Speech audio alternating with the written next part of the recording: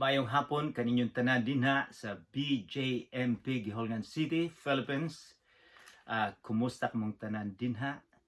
Hinaot pa ta nga ang Dios magauban kanunay kaninyo karon. Kami diri maayo lang. Apan init na kaayo ang among probinsya. So pero ang tanan okay lang.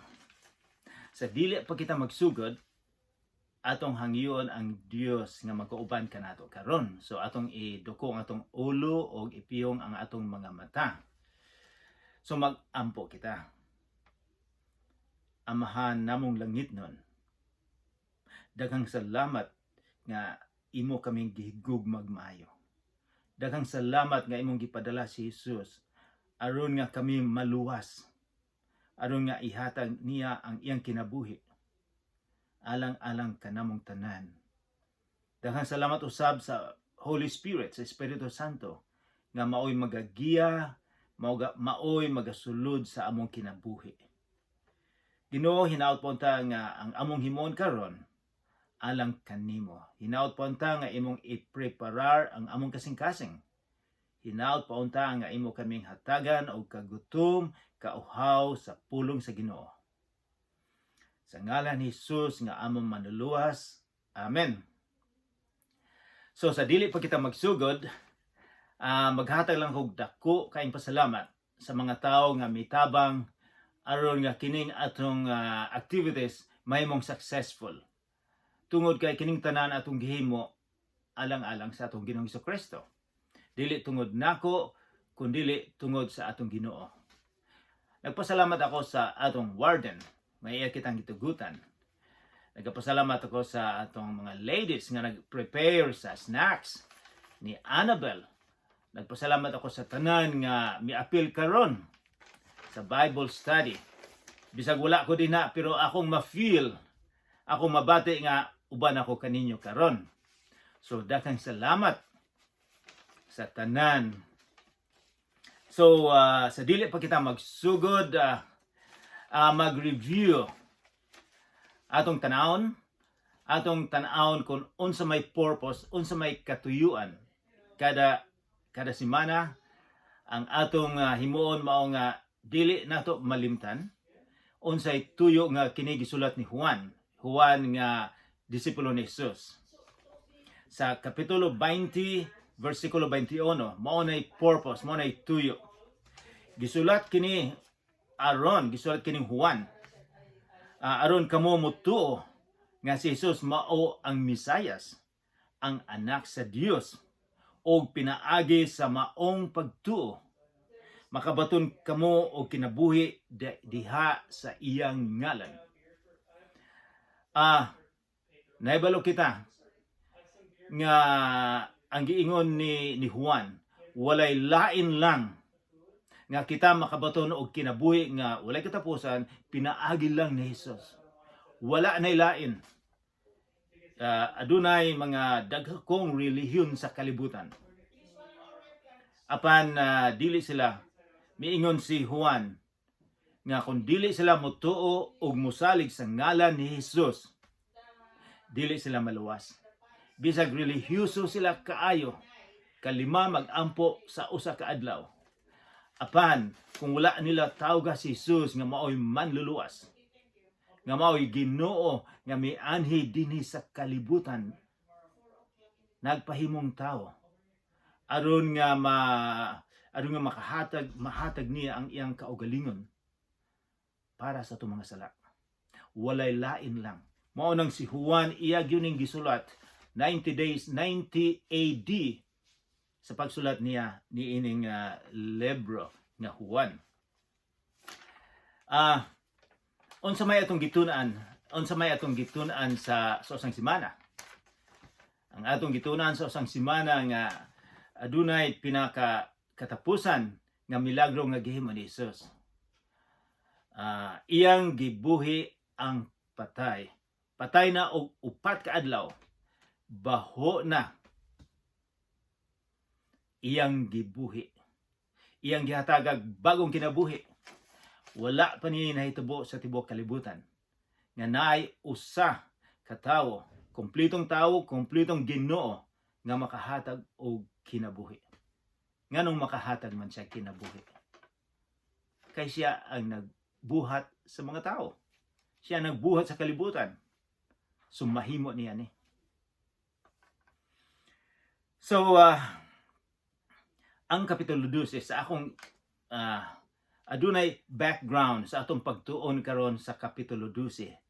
Atong abrihan ang atong Bible sa kapitulo 12 sa Juan. Gikan sa kapitulo 1 hangtod sa kapitulo 12, ang kinabuhi ni Hesus duol tulo ka tuig.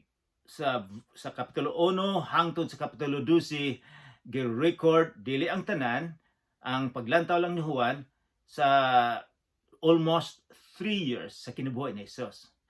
Gikan sa kapitulo 12 hangtod sa kapitulo 21, kay ang Juan 21 ka kapitulo mo nay pinakahuli, pinakakatapusan nga unom ka adlaw ni Hesus. So, ang tunga sa Juan, ang tunga iya lang gihatag ni Juan ang katunga sa unom ka adlaw sa kinabuhi ni Hesus.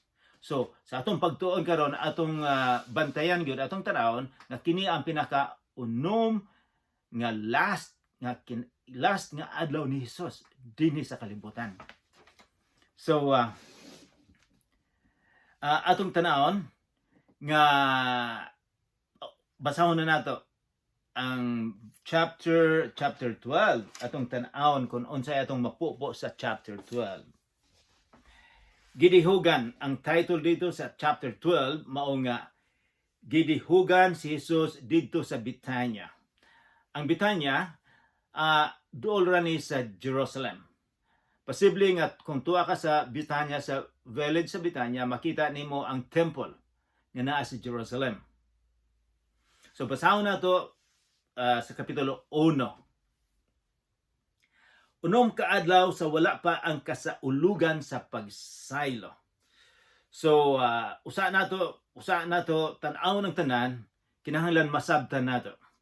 Ang giingon ni Juan, unom ka adlaw sa wala pa ang kasaulugan sa pagsaylo. So magsugod ang kasaulugan sa pagsaylo Biyernes. Mao gina kadaghanan Biyernes sa ilang bulan nga Nisan. Sa ato pa na Abril. O kini nahitabo kining pagbisita nahitabo ni og Sabado sa akong giingon na. O atong tan-awon, ato na ning nakita sa previous nato nga pagtuon, sa usang pagtuon nato, unsa man ang kasaulugan sa pagsaylo. Sa atong naantiguhan na kini mga Hudiyo, apil na si Jesucristo, ang mga male, ang mga lalaki nga mga Hudiyo, sa usa ka tuig kinahanglan gyud sila nga mo adto sa temple dito sa Jerusalem katulo sa usa ka tuig. Kini ang pinakadako kining kasaulugan sa pagsaylo nga daghan sobra sa usa ka milyon ang moadto sa Jerusalem aron nga mag-offer og maghalad sila aron nga ang ilang sala mapasaylo. So, unsa man ning pagsaylo? Ato na ning natunan, kining pagsaylo nga ilang gicelebrar nga fiesta, nga ilang hinumduman gyud. Mga 1,000 before Jesus, didto sa Ehipto, ang angel of death, ang anghel sa kamatayon, misaylo lang sa mga Israelites. Sa mga Hebrehanon, sa mga Hudiyo, misaylo lang. Wala sila patya sa angel of death, sa anghel sa kamatayon. Mao nang kada tuig ila ning i-celebrar. Hangtod karon mag-celebrate gyapon sila, mag-fiesta gyapon sila. Sa kasaulugan sa pagsaylo sa anghel sa kamatayon. So mao ni siya nganong magsaulog sila. Okay, unom na lang ka adlaw. Sabado Domingo, Lunes, Martes, Miyerkules, Huwebes, Biyernes. Biyernes mao na nga si Jesus patyo na siya nga ilansang siya sa cross. So unom na lang kaadlaw. Og miadto si Jesus sa Betania diin magpuyo si Lazaro nga gibanhaw niya. Naibulutan ni Lazaro. Iyang gibanhaw. Si Lazaro na igsoon, duha ka babae. Si Maria og si Marta. Apan sa kung atong tun-an ni kining nahitabo karon dili sa balay ni Lazaro, dili sa balay ni Maria o ni Maria or sa iyang igsoon si Marta, dili ni sa ilaning amigo usab. Ang ngalan nga kini siyang amiguhan nila nga may sakit. Ang sakit niya nga giayo usab ni Jesus. Ang sakit niya nga ang dalunggan mawala. Maputol ang dalunggan. Maputol ang tiil. Maputol ang kamot. So mao ni sakit ni atong panahon nga mura ni siya og kuan usab COVID-19. Apan tungod sa technology karon masulbad. Bisan sa unang panahon kining sakit naa ni sa Pilipinas usab. So kining sakita niya naayo ni Jesus. So giimbita sila ni ining pamilyahan. Ang ngalan niya Simon the leper sa English. Si Simon nga naay leprosy. So si Simon karon naayo na. So giimbita nila si Jesus sa dakong panihapon. Dito usab si Lazaro. Dito usab si Marta o si Maria o ang mga disipulo. So kini siya panihapon. Kadaghanan silang panihapon, daghang sudaan, pero ang ilang himon usab mag-istoryahanay sila the whole night. Mao ni ilang social. Mag-istoryahanay sila. Wala ko kay balo og unsa ang ilang istorya kay wala man isulti sa Bible. Possibly si Simon nga naay leprosy nga naayo na or ex leprosy nga naayo na siya. Possibly nag-istorya siya nga sa unang panahon sa wala pa ko ayuhan ni Jesus. Wala ko'y dalunggan, wala ko'y ilong, wala ko'y kamot. Kung makatunog kog tunok, wala ko kay balo nga sakit di ay. Kung naay mutigbas na ako, dili na ko mabati, nagkadugo na lang. Kay di na ko'y leprosy. Apan naayo ako ni Jesus. Posible mao to ilang istorya sa ilang sa nag-supper sila, nagkaon sila. Posible usab nga si Lazarus miingon nga, interesting kayo ang imong istorya. Ako usab. Namatay na ko og 4 kaadlaw, baho na kayo. Apan gibuhi ako ni Jesus. So, posible mao to ilang mga istorya sa dihang silang tanan dito nangaon. Unsa man kung naay mangutanan nimo, unsa may imong istorya usab mahitungod sa atong Ginoong Jesucristo? Unsa may nabuhat niya sa imong kaugalingon? Versikulo 2. Naghikay sila panihapon alang kaniya, alang ni Jesus og ang iyang mga disipulo, og si Marta maoy nagsilbi. Samtang si Lazaro usa sa mga mitambong sa kananan uban kang Jesus. Nabalo na tagjutay ni Marta. Sa ubang mga writings, pananglitan og Matthew, Marcos, Lucas, dito atong mahibaw-an mahitungod ni Marta. Si Jesus nagbisita ni Marta og ang nitabo si Marta ang naglungag og maayo. Si Maria naminaw ni Jesus. Nagreklamo karon si Marta. Jesus ingna si Maria nga mutabang nako diri. Nganong sige mo lang siyang paminaw nimo? Mingon si Jesus, pabayaan lang nimo si Maria kay gusto niyang maminaw sa akong pulong. So, usa na sa mga sitwasyon nga atong mahibawaan kung kinsa si Marta ug Maria. O sa usang pagtuon nato sa usang kapitulo 11 atong mahibawan nga si Marta nagpadala sila og sulat information ni Jesus nga ang ilang isuon nagkasakit ng husto. Pag-abot ni Jesus miingon si Marta, kung napaunta ka dinhi dili mamatay ang akong igsoon. So mao na si Marta. Og sa versikulo 3, unya si Maria, igsoon ni Marta, sa dihang nagkaon silang tanan dito nag-istoryahanay. Si Maria, iyang igsoon, mikuhag pahumot nga may gidaghanon nga mga tunga sa litro. Daghan kaayo ni.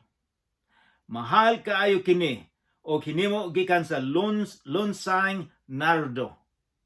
Gibubo niya kini sa tiil ni Jesus ug unya gipahiran sa iyang buhok ang tibuok balay na lukop sa kahumot sa pahumot. Unsa may gibuhat ni Maria?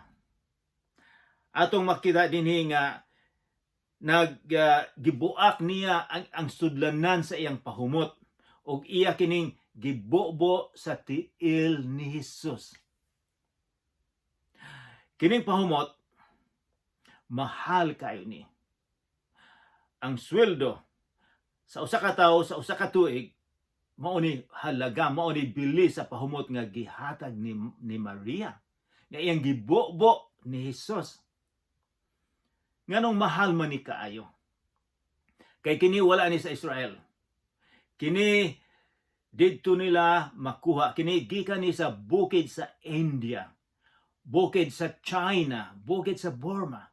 So layo kayo usa nila makuha ning pure, walay mix la nga pabango nga iyang gihatag ni Jesus. Kini ang posible, kini ang pinaka number 1 niya, pinaka best niya nga gasa alang sa atong Ginoong Jesucristo.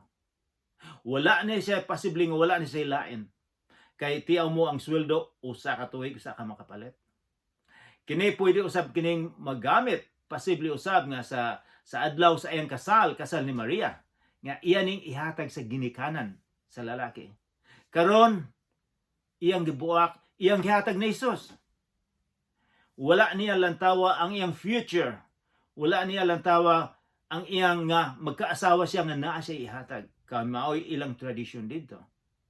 Baliwala niya ang future kay iyang gihatag sa atong Ginoong Jesucristo. O kini usab nga pabango sa pagkamatay sa tao nga ilubong ila ning ibutang sa lawas sa namatay. Aron nga dili dali nga mabaho kay naay pahumot kaayo. So mao ni usa sa mga purpose usab sa mga tuyo niini. Apan matingala kita. Nganong gihatag niya ni Jesus nga buhi pa man si Jesus. Kay buluta ang Ginoo, ang Holy Spirit,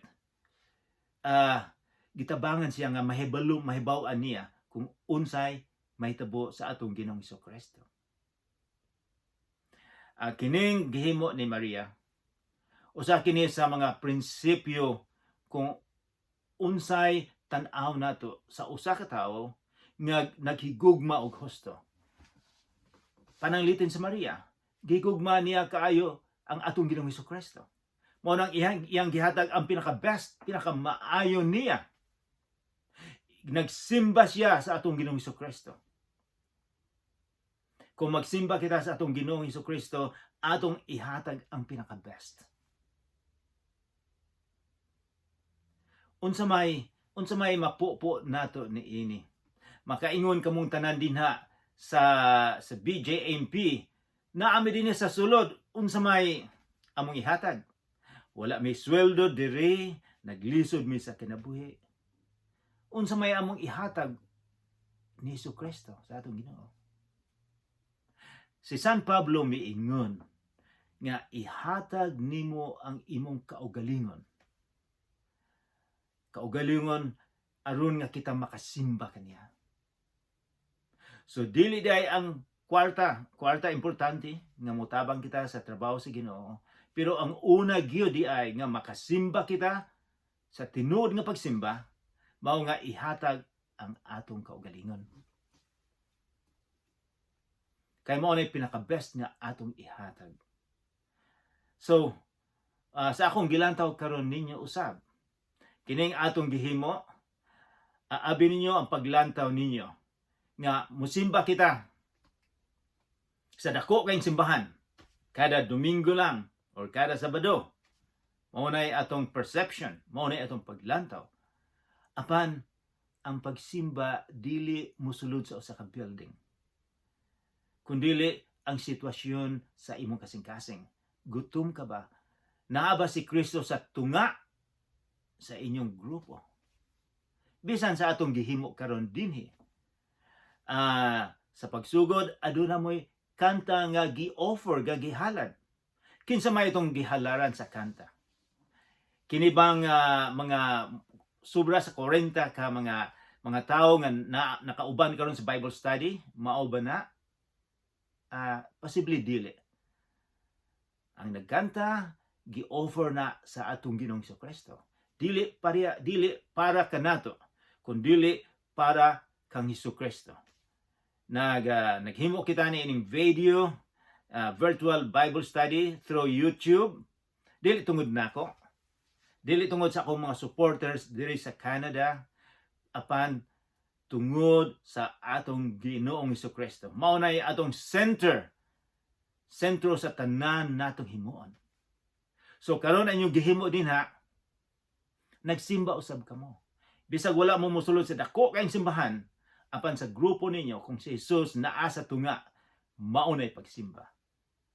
Kung ang inyong kasing-kasing gutom sa pulong sa Ginoo, mao nay pagsimba. Kung ang inyong kasing-kasing puno nga daygon ang Ginoo, mao nay pagsimba. So, bisag naa din na sa sulod, nakasimba gyapon mo. Bisag dili Domingo, Viernes, maybe alas 2 or alauna, apan mao nay pagsimba. Ang kondisyon sa kasing-kasing importante kayo. Okay. Unya, so si Maria iyang gihatag ang tanan. Adunay sa wala pa namatay si Jesus, iyan ang gihatag. Naya obserbasyon nako sa ato sa Pilipinas. Nga kung ang usa ka tawo mamatay, ang asawa, usahay ang bana sa buhi pa dili makahatag og bulak. Mga silingan, mga amigo, dili mohatag og bulak. Apan kung mamatay ng usa ka tawo, mupalit na sila mahal nga bulak og ihatag dito sa lubong. Nganuman nga dili kita muhatag sa buhi pa ang tawo, nga iyang ma-appreciate ang imong gugma.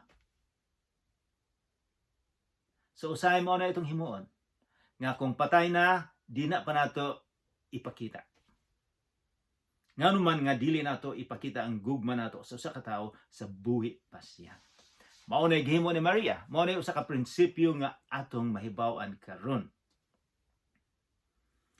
Unya, versikulo 4. Unya, usa sa mga tinunan ni Jesus nga nakita niya nga gibuak ang mahal kay nga pahumot nga si Judas Iscariote. Si Judas di ay. Unsa may obserbasyon ni Judas? Ang nagbudhi kaniya miingon, nganong wala man hinuon ibaligya kining maong pahumot og 300 ka denaryo aron ang halin ihatag ngadto sa mga kabos. Murag maayo ang iyang plano, di ba? Makaingon tang nganong wasted man na, giusikan man na sa tiil ni Jesus nga gipahid ang buhok ni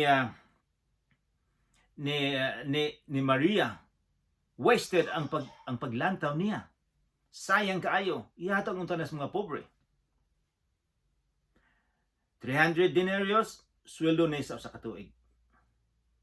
Versikulo 6. Gisulti niya kini dili tungod kay unsa man di ay plano ni Judas. Tungod kay dili tungod kay naluoy siya sa mga kabos, kundili tungod kay kawatan siya.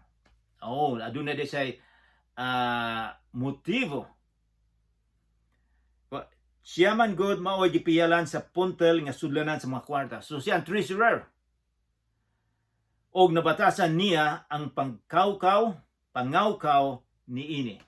So siya ang nagkapot sa kwarta, gamay lang kwarta ang mga disipulo ni Jesus sila. Apan kuhaon pa ni Judas ang ubang kwarta. So ang iyang huna-huna nga mutabang sa mga pobre. Pero you know what? Dili na ito ang sulod sa iyang kasing-kasing. Nga naa di siya makuha. Pareha sa atong Pilipinas, usahay. Sa duol ng eleksyon, daghang mga muhatag og kwarta. Apan unsa may tuyo? Tungod ba kay naluoy sila sa mga pobre na walay makaon? O tungod kay aduna sila gustong makuha? Kay bala ka usahay mo na kitang tanan nakasala usab kita. Nga gusto tang mutabang kay naa tay makuha. Unsa may prinsipyo niini? Unsa may gihimo ni Jesus? Siya nagpakamatay kanato. Unsa may makuha niya? Kundili naatay nakuha sa pagkapatay ni Jesus. Wala sa mingon nga, magpakamatay ako. Aron nga na ako'y makuha ninyo. Si Jesus magpakamatay bisag ikaw lang usa dinhi sa kalibutan. So, mao na'y paglantaw kung mahigugma kita sa usa ka tawo. Kung muhatag, dili tungod kay naatay plano. Kung dili gikan gina sa atong kasing-kasing nga mutabang. Si Judas aduna siya plano. Pagkahuman ni ini sa unom ka adlaw karon atong paglantaw kini Sabado sa Huwebes sa gabi aduna siya plano. Si Judas mangayo og kwarta sa mga religious leaders para iyang budhian ang atong Ginoong Kristo. Kay bulo ba mo? Dili lang usa ang Judas dinhi sa kalibutan. Daghan pagyapon mga tao nga magbudhi sa atong Ginoong Kristo. Ingon sila musunod ako ni Jesus. Apan kung adunay problema mubiya dayon. Nagbudhi sila ni Jesus. So daghang mga Judas nato dinhi sa kalibutan.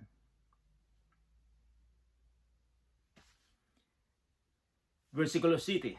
Apan si Jesus mingon, pasagdi siya og ayaw idili kaniya ang pagtagana niini alang sa adlaw sa paglubong kanako. Nahibaluan ni Jesus kung unsa ang purpose, ang katuyuan ni Maria. Wala ta kay balo nga nung si Maria nahibalo nga iyaning gihimo aron nga pagtagana sa adlaw sa paglubong kanako. Mao giingon ni Jesus. Si Maria nahibawan niya nga mamatay si Jesus sa pagkaunom ka adlaw sa sunod nga Biyernes. Ingon sa pasagda si Maria kay kini siya nag-worship. Iyang gihatag ang pinaka-best dinhi kanako. Ikaw ug ako ato bang ihatag ang pinaka-best nato sa atong Ginoong Kristo?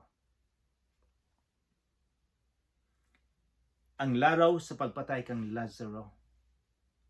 Sa laing bahin, usa ka dakong pundok sa mga tawo nga nakabalita nga si Jesus didto sa Betania. Busa na ngadto sila didto dili lamang tungod kang Jesus, kundi aron pagtanaw kang Lazaro nga gibanaw ni Jesus. So, daghang miadto dito sa balay kay ilan gustong tan-awon kung tinuod ba yun ni nga si Lazaro nabuhi. Si Lazaro ang usa ka witness sa power, sa gahom sa atong Ginoong Kristo. Ikaw ug ako usab, mahimo kitang witness sa atong Ginoong Kristo. Nganuman, kung unsay nabuhat ni Jesus sa imong kinabuhi, mao na witness. Maghatag kitag testimonyo sa ubang mga tao. Kamo nga naminaw karon nga pila na ka simana o pila na ka bulan nga miapil sa Bible study. Mahimo usab kamo nga witness. Witness kamo aron nga makita unsa may pag-witness ninyo. Nga makita nila sa ubang mga tao nga di na sa sulod ang imong kinaiya nga nagbago. Mao na witness. Nagbago ka. Usay makaingon sila, ay sige man lang kang attend sa Bible study ni Grayson Yuraba apan unsa may imong kinaiya. Ang atong witness mao nga ang atong kinabuhi, ang pag-usub sa atong kinabuhi, ang pagbago mao na witness. Dito lamang tungod kang Hesus kundili aron pagtanaw kang Lazaro nga gibanaw ni Hesus.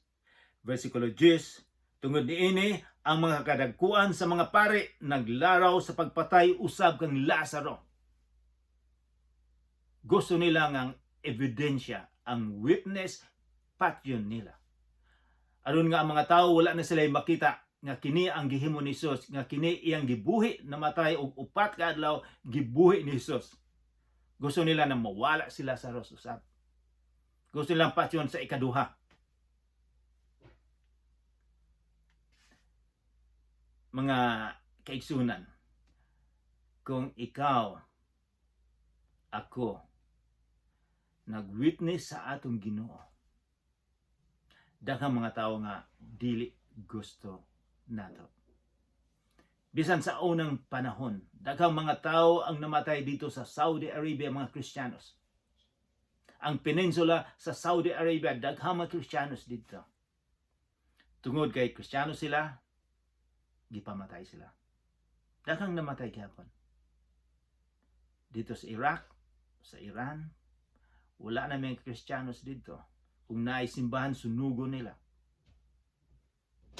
Kaya nahimo silang witness. Tungod niini ang mga kadagkuan sa mga pari naglaraw sa pagpatay usab kang Lazaro. Unsa may nahitabo ni ining mga religious leaders, ang mga pangulo, nga unta sila ang magtudlo sa mga tao, mahitungod ni Hesus, mahitungod sa Misaya. Apan karon dako ang kasuko nila gyud sa atong Ginoong Kristo.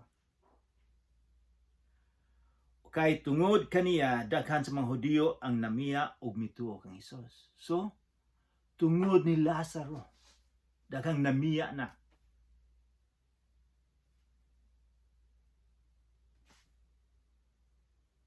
So unsa may atong mahibaw-an ni ining tanan karon?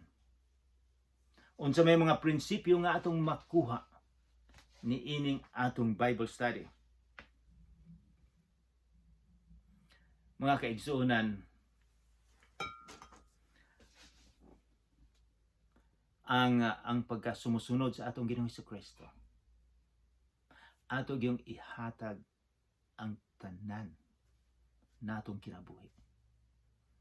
Usay kadaghanan nato mosimba lang og usa ka adlaw. Pagkon malimta na ang Ginoo. Ang uban kanato murag magbinutan kung Domingo apan sa Lunes hangtod sa Sabado malimta nila ang Ginoo. Ang gusto sa Ginoo nga ihatag nato ang tanan sa atong Ginoong Kristo. Aron nga kita maka-worship, maka-ampo, makasimba nganha kaniya. Mag-aampo kita. Amahan namong langit noon, daghang salamat sa kinabuhi ni Maria. Nga nagahatag ka na mo og example, unsaon pag-worship, unsaon sa pag-alagad nga na kanimo. Unsaon sa paghigugma, na nakahatag siya leksyon ka namang tanan karon. Hinaot pa unta nga kini dili among malimtan. Hinaot pa unta nga mausub ang among kinabuhi tungod sa among Bible study karon. Hinaot pa unta nga kaming mga tao karon nga naa dinha sa BJMP nga naminaw karon sa virtual Bible study nga sila mahimo silang suga, mahimo silang witness sa mga sobra sa 200 ka mga tao din sa BJMP. Lord, nagahangyo ako nga magauban ka kanila kanunay. Proteksyonan mo sila, Ginoo. Hatagan mo sila hope, pag-asa, paglaom sa kinabuhi. Kining tanan akong gipangayo, among gipangayo sa mighty name sa atong Ginoong Hesukristo. Amen.